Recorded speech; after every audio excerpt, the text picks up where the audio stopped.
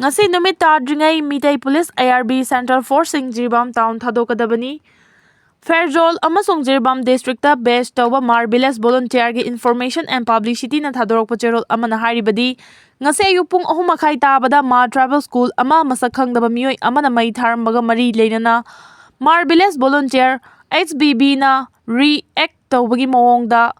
Jirbam Town da posting tariba Meitei Police ARB amasung town asida deploy tawriba Central Forcing ngasi tang 19 gi numit tadringai da town asi thadoknaba warning tawkhre HBB gi cherol asina makha taribadi tangdu leitaba pamba Mar Tribe na ngasi tribe asigi school ama mai tharamba asina takpadi tangdu leitaba pamde haibatai mamangda Meitei nupa sarat koba ama hatkibagi maram khangdri jirigi mauzolda lomi ama hatkiba asida natana jirigi uchatholda Saigaulun Singson Koba Miyoi ama hatkiba asida natana Mar Tribe ki yum kai kaya mai thakiba leirabasu Mar Tribe singna khangna lakli militant group singna lomi ama busiba yana phubiba kaya asi yenglagadi Meitei sing tangdu leitaba pamde masida khangba yabagi pangalgi wangmada yengduna leiraroi maram aduna Jirbam Town da leiriba Meitei Police ARB amasung Central Forcing mafam asi thadokhigadabani haina cherol asida palli adubu lenga ki agency amadi Assam Rifles na region asida tangdu leitaba laknaba honariba asida ikai khumnaba utli haiba wafamsu HBB gi cherol da haidi Saugridagi polyphenol yauba herbal wine mai pangna puthokpa ngamle Dr. Sanjam Genus Ulauda Laiba School of Horticulture Pandit Din Dayal Upadhyaya Institute of Agricultural Sciences ta BSc Horticulture tamlibi Wormishon Kathingna Saugridagi polyphenol yauba herbal wine mai pangna puthokpa ngamle haina Institute asigi Associate Dean su oiba Course Coordinator Dr. Sanjam Genus na phongdorakli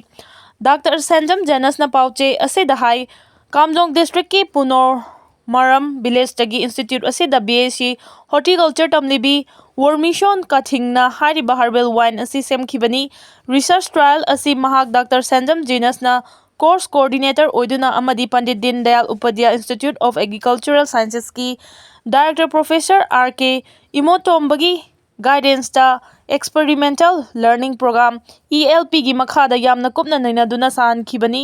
School of Horticulture gi associate dean gi lead researcher ama oina mahangna makhata na laboratory da thajinduna bioactive compound sing study tawnaba sem sare haiki Wormishon Kathing housing magi BSc Horticulture degree loishinduna ELP program submission torba matungda makhata na Manipur da leiriba horticulture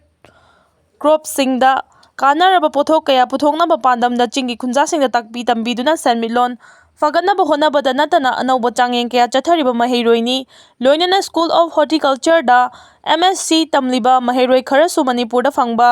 tomato beetroot chinar amadi local millet hawaijar na chingba kaya sigi wine research ki thabak chathari Hariba wine makhal sing asi bioactive compound study tawbagi pandamda study asi chathabani haiki magna makhata na hai atopa research report ki matung inna experimental amasung clinical cardiology journal 2006 ta phangkiba research scientist Ramesh Bidabular gi team amagi matung inna red wine hariba singsi polyphenol haibadi